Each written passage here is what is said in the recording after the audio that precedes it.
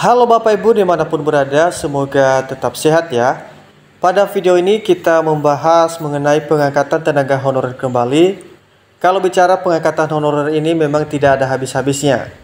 Namun setidaknya informasi ini bisa membantu Bapak Ibu untuk mengetahui apa saja kriteria yang layak menjadi tenaga honorer jadi P3K 2024. Nah, kita tidak bisa pungkiri bahwa saat ini P3K sangat diminati terutama oleh rekan-rekan honorer yang belum menjadi P3K dari tahun-tahun sebelumnya.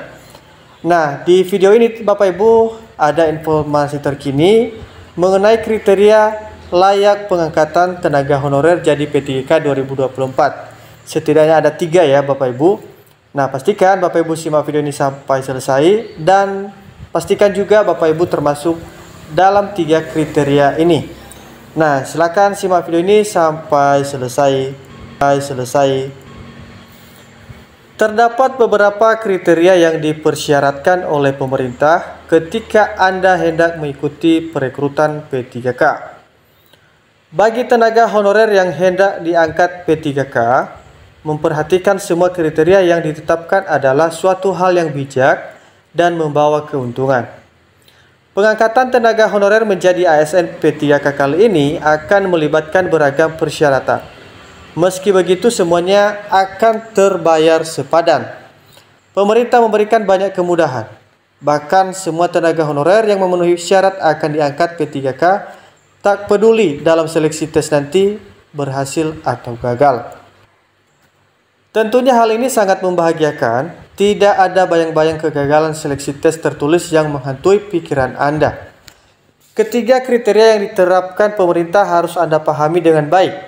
3 kriteria layak pengangkatan tenaga honorer jadi ASN P3K 2024. Yang pertama, tenaga honorer kategori 2. Kriteria tenaga honorer kategori 2 ini termasuk Anda harus sudah melamar di tempat instansi Anda bekerja. Kemudian, Anda harus sudah terdaftar BKN database. Kemudian kriteria yang kedua, Anda harus aktif di instansi pemerintah tempat Anda bekerja. Dalam kriteria ini, Anda harus tercatat sebagai non-ASN di database BKN. Kemudian kriteria yang ketiga, pengalaman kerja yang sesuai atau relevan. Kriteria pengalaman kerja yang relevan seperti pengalaman kerja minimal adalah selama 3 tahun untuk jabatan pada jenjang muda aktif bekerja. Kemudian, pengalaman kerja minimal 2 tahun untuk jabatan pada jenjang pemula terampil dan mahir. Jadi itulah 3 kriteria yang wajib honorer miliki agar layak diangkat menjadi P3K 2024. Ya, kita doakan semoga Bapak Ibu honorer yang belum ditentukan nasibnya menjadi P3K, semoga 2024 ini seluruh Bapak Ibu honorer diangkat menjadi ASN P3K di tahun 2024 ini.